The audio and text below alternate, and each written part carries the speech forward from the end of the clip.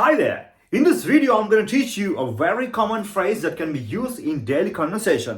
මම ඔයාලට මේ වීඩියෝ එකෙන් කියලා දෙන්න හදන්නේ එදිනෙදා ඉංග්‍රීසි කතාවේදී වැඩියෙන්ම භාවිතා වෙන නිතරම කතා කරන්න අවශ්‍ය වෙන ලස්සන phrase එකක් ගැන.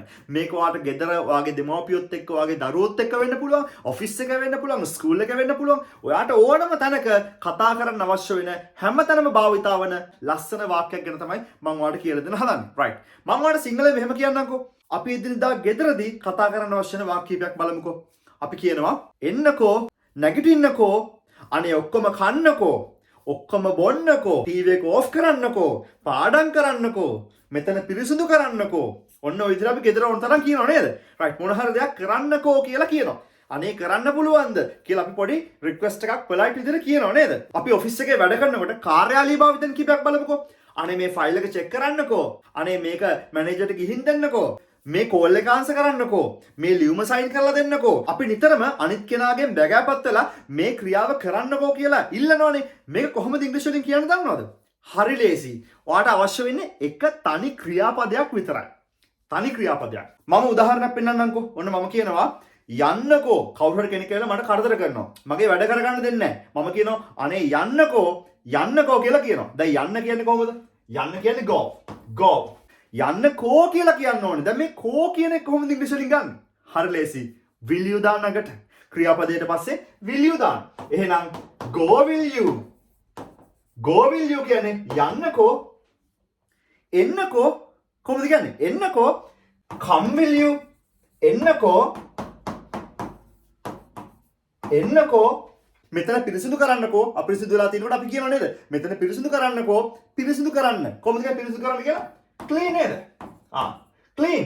clean here කියලා බලන්න මෙතන නේද? clean here will you. කෝ කියලා ගන්නවා will you වල. clean here will you.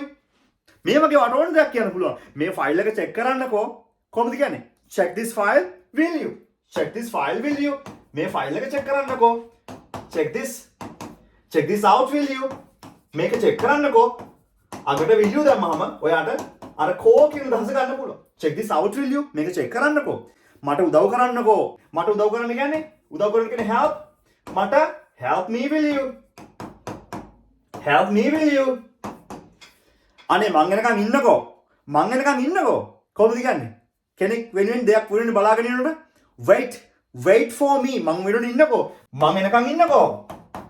wait for me. මං එනකන් ඉන්න. කෝ කියන එක ගන්නවා will you වලින්. will you. wait for me කියන මං එනකන් ඉන්න. මේ කෝල් එක answer කරන්නකෝ. It's over to you. Brilliant. Answer this call will you. Answer this call will you. අනේ ඒක මට පෙන්වන්නකෝ. පෙන්වන්න මට. Show it to me. Show me will you. Show me will you. මට පෙන්වන්නකෝ.